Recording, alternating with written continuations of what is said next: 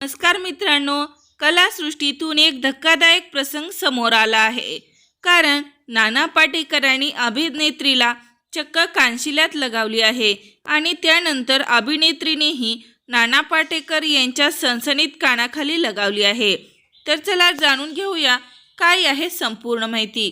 त्यासाठी हा व्हिडिओ शेवटपर्यंत नक्की पहा.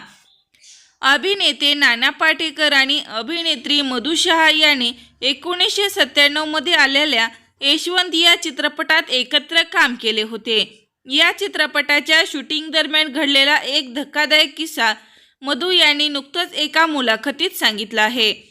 चित्रपटातील एका भावनिक सीनमध्ये मधु यांना रडायचे होते. त्यासाठी त्या ग्लिसरीन वापरण्यात होत्या.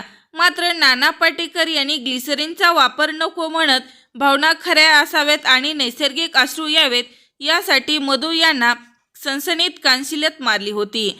अचानक घडलेल्या या प्रकरणामुळे मधु यांना धक्का बसला आणि त्यांना रागही आला. त्यांच्या डोळ्यात नैसर्गिक अश्रू आले आणि त्या क्षणी त्यांनीही नाना पाटेकर यांच्या सनसनीत कानाखाली लगावली आहे. विशेष म्हणजे हा सीन चित्रपटासाठी अत्यंत महत्त्वाचा होता.